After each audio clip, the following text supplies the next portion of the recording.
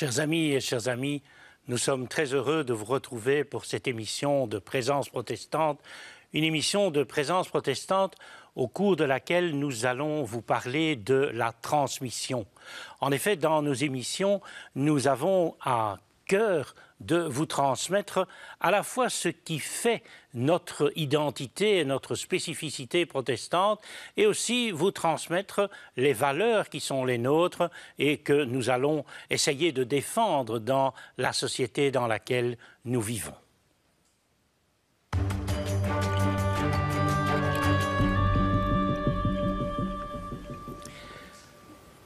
Je vais vous présenter mes deux interlocuteurs de ce jour, le pasteur Georges Quenon, qui va très prochainement, ou qui est déjà pratiquement en fonction, et qui reprendra la fonction de direction à la fois des émissions Présence protestante, donc à la TV, mais aussi les émissions radio de la Voix protestante, et autour de Georges Quenon, pour le soutenir en quelque sorte, une équipe dont le pasteur Bruno Jousselin est aujourd'hui le représentant. Alors tout de suite, chers collègues, je vous cède le micro. Mais merci, mon cher Robert. Pour te succéder, il fallait bien une équipe. C'est ça. Alors, tout simplement, ma première question, qu'est-ce que ça fait d'être à la place de l'interviewé au lieu d'être l'intervieweur? Ah ben écoute, Georges, ça montre qu'on va tourner une page, en tout cas. On va essayer de la tourner de la meilleure façon qui soit, c'est-à-dire de non seulement ne pas trop déprimer parce qu'on se sent tout d'un coup un peu plus inutile qu'avant, et puis je pense que les choses se passeront calmement.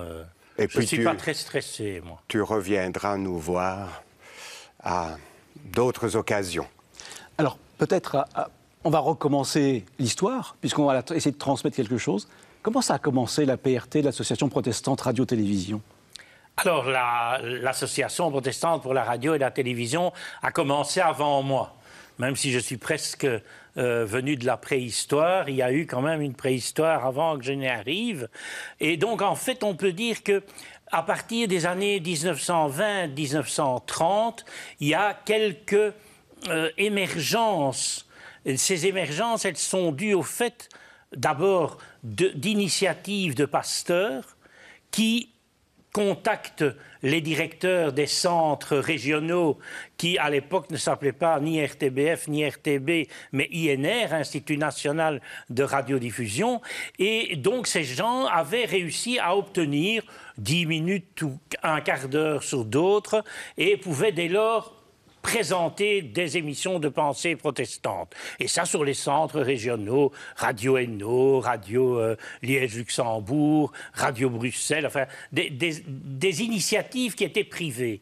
Très rapidement, on a voulu essayer de mettre un peu tout ça en cohérence. Le monde protestant étant ce qu'il est, il était nécessaire quand même d'être un peu directif pour essayer qu'il y ait quand même une correspondance entre ce qui se disait d'un côté et de l'autre.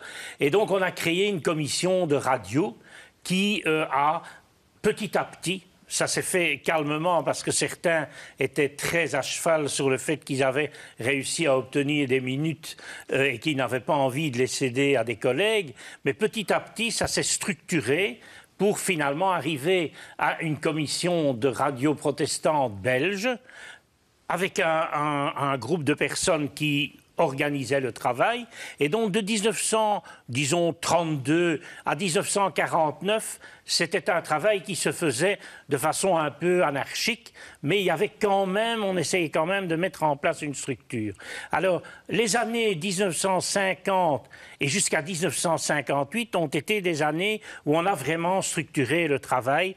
D'abord, créer une véritable commission qui dépendait à l'époque de la Fédération des Églises protestantes.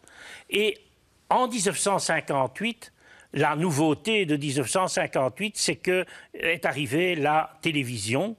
Et donc, la première émission de télévision protestante était une émission de télévision faite au pavillon protestant De l'exposition universelle. De l'exposition universelle de 1958. Et on a en fait, à ce moment-là, demandé, en tout cas la direction de la RTB, a demandé d'avoir une organisation reconnue. Donc, l'association protestante pour la radio et la télévision s'est constituée en ASBL, donc il y avait une existence légale et juridique, ça pour permettre évidemment le paiement des cibles, le paiement des subsides donc pour les émissions qui allaient être produites. Et on peut dire qu'à partir de ce moment-là existe ce qui aujourd'hui encore est l'organisme qui est le responsable des émissions de radio et de TV protestantes par rapport donc à la famille protestante. Pendant tout un temps, on ne dépendait que de la Fédération des Églises protestantes. Ça excluait en fait toutes les églises évangéliques. Maintenant, depuis la création du CACPE, donc le Conseil administratif du culte protestant et évangélique. 2002, 2003. Oui, eh bien, depuis là, donc on dépend officiellement, la radio-TV dépend de cet organisme. Alors, voilà un peu le survol rapide de l'historique. 1958, donc ça fait exactement 60 ans d'émissions de télévision. Robert, vous êtes arrivé un peu plus tard. Un peu. Mais ça fait quand même beaucoup de rencontres, beaucoup de gens à rencontrer, des théologiens, des non-théologiens. Et ensemble, vous avez retenu quelques-uns de ces personnages qui vous ont marqué pendant ces années. Et on va commencer avec deux personnages principaux, André Gounel et Laurent Gagnebin. Tous les deux ont été professeurs de théologie en France. Et je crois qu'André Gounel, vous allez nous en dire quelques mots tout de suite. Oui, alors André Gounel, à force de travailler avec lui sur plusieurs sujets, on peut dire qu'André Gounel est devenu vraiment un ami parce qu'on a eu l'occasion de se voir à plusieurs reprises et notamment sur un livre qui présente 3 christologies américaines. Gounel est véritablement le spécialiste de la théologie anglo-saxonne en langue francophone, bien entendu. Et donc, avec Gounel, on a réalisé plusieurs émissions sur un livre qui s'appelle « Le Christ et Jésus », qui présente 3 christologies américaines, celle de Paul Tillich, celle de John Cobb et celle de Thomas Altitzer. Alors, ces 3 christologies ont ceci de particulier, même si elles sont très différentes l'une de l'autre, elles ont ceci de particulier, c'est qu'elles partent du concept Christ pour aller vers l'homme Jésus de Nazareth. Alors que dans les christologies traditionnelles, en général, on fait le contraire. On prend les récits de l'Évangile et on va vers le concept Christ. Et alors, André Gounel et Laurent Gagnebin ont travaillé ensemble autour d'un livre et vous les avez rencontrés. Oui, j'ai eu la chance de les rencontrer tous les deux, mais Laurent Gagnebin, particulièrement à l'occasion de cet opuscule. Donc, le titre du livre, c'est « Le protestantisme, ce qu'il est, ce qu'il n'est pas ». Il y a 2 entrées, une entrée sur le protestantisme et une entrée sur la scène. Et la scène est comparée ou mise en relation avec l'Eucharistie, le repas eucharistique chez les catholiques. Donc, et on essaye de voir quelles sont les différences entre les uns et les autres. Du côté du protestantisme, ce qui est intéressant, c'est que ce petit livre sur le protestantisme, ce qu'il est, ce qu'il n'est pas, est intéressant parce qu'il met en évidence 3 éléments qui nous différencient fortement du catholicisme. C'est un homme, une femme, une chose. L'homme, c'est le pape, évidemment. La femme, c'est la place que Marie occupe dans la théologie catholique et elle occupe une toute autre place chez les protestants. Et la chose, c'est la messe comparativement au culte protestant. Et donc, ces 2 personnages ont souvent été dans nos émissions, tant en radio qu'en télévision, et ils sont devenus depuis dès lors des amis parce que quand on collabore sur des projets régulièrement, finalement, on apprend à connaître les gens et c'est très intéressant de se rendre compte que des gens qui ont une telle qualité ont cette qualité de vous faire croire plus intelligent que vous n'êtes. Voilà. Et dans toutes ces belles rencontres, il y en a eu d'autres, et notamment avec un certain Jean Bobéro, qu'il est inutile de présenter parce qu'il a une posture, une attitude assez intéressante pour toute la société. Oui. Et donc j'aimerais bien que vous nous parliez un peu de Jean Bobéro et puis de l'historienne Jeannine Garrison. Oui, alors Jean Bobéro est très intéressant. D'abord, le type est hyper actif, donc c'est très compliqué de le laisser assis sur un siège parce qu'il est très nerveux. Mais indépendamment de ça, c'est vraiment une sommité, je pense. Il est à la fois historien du protestantisme français particulièrement, et donc il a notamment, il s'est beaucoup posé de questions sur la pertinence de la réforme et la pertinence du protestantisme dans une société qui devient de plus en plus interculturelle et plurireligieuse. Et alors il a aussi écrit un livre qui s'appelle « Le retour des Huguenots », où il part d'une situation où les Huguenots étaient au centre de la vie française, notamment lors des guerres de religion. Il y a eu une période où les protestants ont un peu disparu parce que ils ont été éradiqués, et ensuite, pour lui, ils reviennent, mais par la grande porte, et notamment au niveau politique, que les gouvernements soient de droite ou de gauche, en général, il y a toujours des ministres protestants, et souvent des ministres importants. Et Bobéro, en fait, est le défenseur de l'idée que, malgré le fait que le protestantisme est une minorité, c'est une minorité qui est très, très importante dans la vie de la société. On influence la société. Jeannine Garrison, elle, est une spécialiste de l'histoire protestante, et elle a notamment écrit une série de livres concernant l'édit de Nantes et la révocation de l'édit de Nantes. Elle a écrit un livre où elle a simplement repris l'édit de Nantes, elle l'a annoté et commenté. De là, elle a écrit un autre livre, beaucoup plus volumineux, sur le contexte de l'édit de Nantes. Je rappelle que l'édit de Nantes, c'est l'édit qu'a pris Henri IV pour, en quelque sorte, sortir des guerres de religion et pour donner une place de citoyen aux réformés qui, jusqu'à présent, n'avaient aucun droit. Bon, alors on sait ce qui est arrivé. Ce qui est intéressant, simplement pour la petite histoire, c'est de se dire que cet édit de Nantes, finalement, il est plus connu parce qu'il y a eu la révocation de l'édit de Nantes que par l'édit en question. La révocation, c'est l'édit de Fontainebleau, qui a été pris, lui, par Louis XIV, et qui, lui, remettait les pendules à l'heure. C'était la religion du monarque qui devait aussi être la religion des sujets du monarque. Et alors, ça, c'est l'histoire passée avec Jeannine Garrison, ou l'histoire qui se continue aujourd'hui avec Jean Bobéro. Et Daniel Marguera, historien et en même temps spécialiste du Nouveau Testament, le protestantisme et son avenir.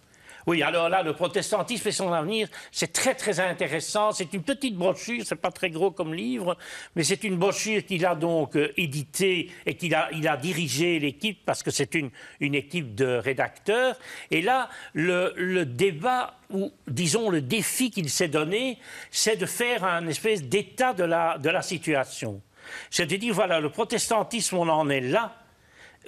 Comment est-ce qu'on peut, malgré cette situation qui nous entoure et qui privilégie plutôt le dialogue interreligieux, quelles sont les spécificités protestantes qui n'ont pas exclu le dialogue, mais qui facilitent ce dialogue. Et donc, c'est un livre qui est très positif, malgré le fait qu'on pourrait se poser la question de savoir si le protestantisme a vraiment un avenir. Je pense que Daniel Marguera ne se pose pas la question. Pour lui, ce protestantisme a un avenir. Alors, on ne peut pas parler de Marguera sans parler du fait qu'il est certainement un des plus importants théologien du Nouveau Testament en langue française, et il a participé à de multiples travaux, et il a dirigé d'ailleurs une refonte d'un commentaire, une introduction un Nouveau Testament sur le Nouveau commenté. Testament. Oui, exactement. Tout à fait. Oui. Alors une autre rencontre, c'est avec un Belge bien connu, un historien, Hugues Robert Boudin. Et là, Hugues Robert Boudin fait un dictionnaire du protestantisme et de l'anglicanisme, mais aussi un livre sur un personnage haut en couleur dans notre pays, une protestante, Édith Cavell. Oui. Oui, Hugues Robert Boudin, c'est vraiment l'incontournable historien du protestantisme belge. En plus, c'est quelqu'un qui a été mon professeur quand j'étais étudiant à la faculté de théologie. Donc c'est quelqu'un qui est, à mon avis, incontournable dans le paysage belge. Alors effectivement, c'est un énorme travail qu'il a fait avec ce dictionnaire du protestantisme et de l'anglicanisme en Belgique du XVIe siècle jusqu'à nos jours. Donc c'est un véritable panorama.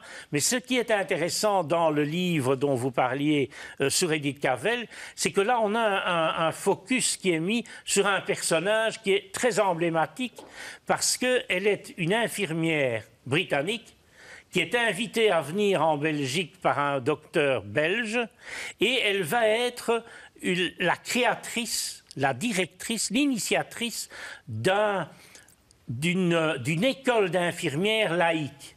Jusqu'à présent, les infirmières étaient souvent des sœurs, donc rattachées à la religion catholique ici en Belgique. Et elle va donc être à l'origine de la laïcisation du métier d'infirmière. Elle sera aussi... ça c'est moins drôle évidemment pour elle, elle sera exécutée et fusillée par l'occupant allemand et dans le cadre de ce 100e anniversaire justement de son exécution, eh bien, la commune Duc a organisé toute une série de manifestations et notamment l'inauguration d'un buste de Cavell dans un parc pas très loin de l'hôpital qui portait son nom à l'époque. Les protestants sortent un peu de l'ombre. Voilà, exactement. Alors, peut-être une dernière rencontre, un dernier théologien que vous avez rencontré, finalement, il n'y a pas si longtemps que ça, Gérard Sigwald, professeur à la faculté de théologie protestante de Strasbourg, spécialiste de ce qu'on appelle la dogmatique, qui a publié une énorme dogmatique pour la catholicité évangélique, pour les luthériens finalement, et qui a sorti ensuite une série de livres sur des défis d'aujourd'hui. Oui, une série donc d'écrits qu'il intitule des écrits théologiques. Et le mot écrit théologique est important parce que Gérard Sigwald ne va pas partir ni de l'histoire ni de la sociologie, mais il va vraiment se placer au niveau de la théologie, au niveau de l'implication de Dieu dans la société d'aujourd'hui. Alors, j'ai eu l'occasion de le rencontrer à 2 reprises pour des émissions. D'abord sur son premier livre de la série en question, Le défi interreligieux. Et tout dernièrement, j'ai eu l'occasion de le revoir et de refaire avec lui des émissions sur le défi ecclésial. Gérard Sigwald, c'est à la fois une connaissance énorme, c'est vraiment du type encyclopédiste, mais alors c'est un homme vraiment charmant et je dois dire que vraiment le contact a été excellent. C'est vraiment une personne qui, je crois, participe et participera jusqu'à la fin de ma vie à ce que je suis. Et je crois que c'est aussi quelqu'un qui est marqué par la spiritualité. Ah oui, tout à fait. Ce n'est pas une théologie simplement de penseur, c'est quelqu'un qui... C'est pas une théologie désincarnée, c'est une voilà, théologie... Il prie sa théologie quelque part. Totalement incarné, totalement. C'est vraiment exceptionnel d'avoir quelqu'un comme lui sur un plateau parce qu'on sent à la fois tout le travail de recherche et à la fois la profondeur de cette recherche et on sent qu'il le vit de façon intense. C'est vraiment quelqu'un que je n'oublierai certainement jamais. Et on entend à travers vos propos et aussi à travers vos yeux qui brillent encore de ces belles rencontres que ce ne sont pas que des rencontres au niveau intellect, ce ne sont pas que des paroles, vous l'avez dit maintenant, c'est une parole incarnée et pas désincarnée. On sent qu'il y a une rencontre humaine aussi. Alors qu'est-ce que la foi protestante a de particulier par rapport à l'humain, par rapport à ce rapport à l'humain ? Ah ben moi, je dirais que le protestantisme, tout en étant une religion qui favorise un certain individualisme, du fait peut-être de cet individualisme, rend chaque protestant responsable. Et donc, au lieu que cet individualisme nous coupe du monde, je pense qu'en fait, elle nous met en plein dans le monde, puisque nous avons une responsabilité à assumer ce en quoi nous croyons. L'important dans la transmission de la foi, je pense que ce ne sont pas les dogmes qu'on peut faire transmettre, c'est le vécu. C'est ce que j'arrive à vivre en étant en accord avec ce que je crois. Et donc, plutôt que de faire des déclarations de foi, plutôt que d'essayer de convaincre l'autre que je suis dans la vérité et que lui, éventuellement, est dans l'erreur, je crois que c'est beaucoup plus intéressant d'essayer de se placer à un niveau de dialogue humain et essayer de communiquer à l'autre ce qui me motive, ce qui me fait avancer en tant que protestant.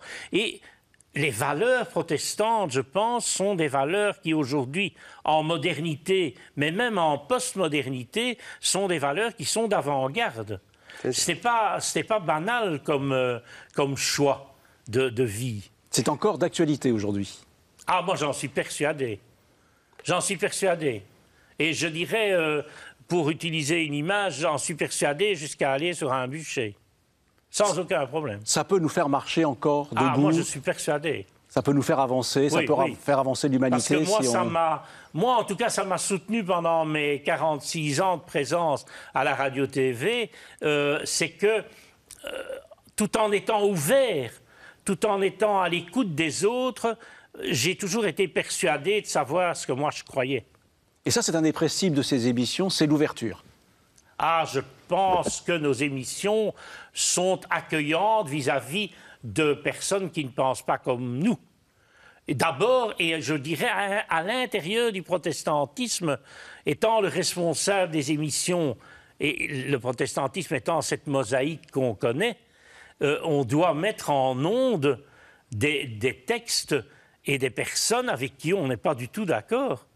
Donc, qu'est-ce qu'on doit faire en tant que présentateur de ces émissions? En tout cas, c'est ce que moi, j'ai toujours essayé de faire. J'ai peut-être pas toujours réussi, mais j'ai toujours essayé de le faire. C'est essayer d'être totalement objectif et donc de mettre toutes les capacités qui étaient les miennes au niveau de la forme, au niveau des connaissances, du média, etc., en jeu pour la personne, même si le fond qui était traité ne correspondait pas du tout à ce que je pensais. Vous savez, le Dieu protestant, il est multiforme.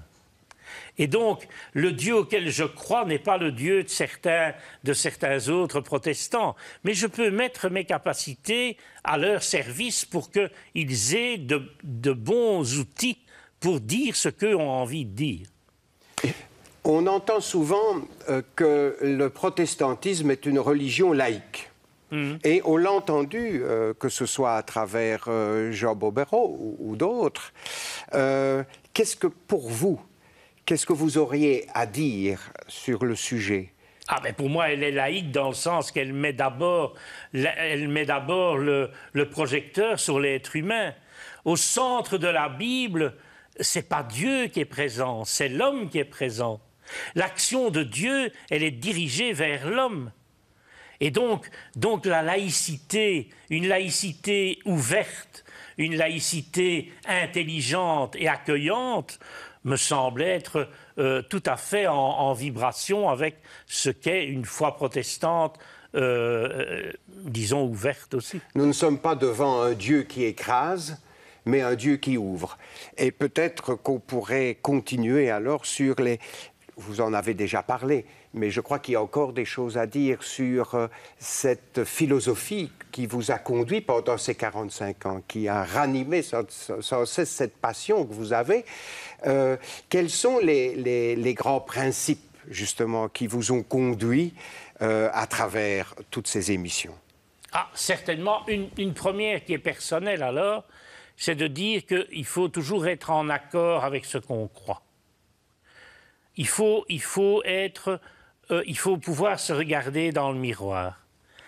Le miroir de la conscience, c'est ce qui, avec la Bible, fait qu'on est en harmonie avec ce qu'on croit vraiment. Et personnellement, moi, j'ai cultivé ça parfois peut-être de façon caricaturale pour certains, mais même si c'est de façon caricaturale, je ne le regrette pas. Je crois qu'il faut être cohérent. Il ne faut jamais ni dire, ni imposer aux autres des choses qu'on n'est pas capable soi-même d'intégrer dans sa vie et de vivre. Ça, c'est un premier point qui, à mon avis, est fondamental. Un deuxième point, c'est de se dire que dans une mosaïque comme le protestantisme, il faut rester totalement ouvert à l'autre. Et donc, donner à chacun la chance de dire ce en quoi lui, il croit. Ou elle, si c'est une dame. Mais il faut être pour ça accueillant. Et je pense que ça, c'est un autre point important, c'est de ne pas avoir d'exclusive. Je pense que le protestantisme, bien compris, la foi protestante, elle n'est pas exclusiviste. Elle peut être affirmée, mais elle n'est pas exclusiviste vis-à-vis de l'autre. Et ça pourrait très bien, ça s'applique complètement à ces émissions, alors. Ah, moi, en tout cas, c'est ce que j'ai essayé de faire. Et c'est ce que je pense qui a fait que, par exemple, dans le courrier, on a énormément de courriers qui viennent des milieux catholiques parce que nous sommes une vitrine de ce protestantisme multiforme. Et donc, pour les catholiques, c'est intéressant souvent de nous écrire pour avoir des précisions sur ce qui a été dit ou des précisions sur ce que nous pensons sur telle et telle chose. Même si on a des difficultés à avoir, par exemple, au niveau éthique, on a des difficultés à avoir une définition vis-à-vis de tel problème éthique. Les protestants, ils pensent ça et pas autre chose. Non, chez nous, on est dans une théologie du débat. Donc, il faut avoir l'honnêteté de dire, oui, il y a certains protestants qui vont, et dans les pays protestants, par exemple, tout ce qui concerne l'avortement et tout ça est réglé. Il n'y a pas de problème. Mais ça ne veut pas dire que dans certaines communautés évangéliques pures et dures, on accepte l'avortement. Il faut pouvoir admettre qu'on reste en débat. Tout à fait. Ça, je pense que c'est une grande caractéristique du protestantisme, c'est d'être dans la remise en question et toujours dans ce fameux débat. Eh bien, un grand merci, Robert Hostetter. Non, c'est moi qui vous remercie. Un grand merci pour ces 45 ans, plus de 45 ans, au service, je pense, de l'Évangile, qui est une parole qui ouvre, qui ne ferme pas, d'un Christ qui est accueillant, justement. Et vous avez été l'incarnation pendant 45 ans de ce protestantisme-là qui, je pense, est au centre de tous les protestantismes, parce qu'on sait bien qu'on est une mosaïque ouverte et avec énormément de facettes. Voilà, il ne nous reste qu'à prendre congé de vous. Pas tout à fait de vous, Robert, car on vous reverra, j'en suis sûr, mais pour Bruno et moi, à prendre congé de vous, chers amis, et à vous dire à une prochaine émission Présence protestante.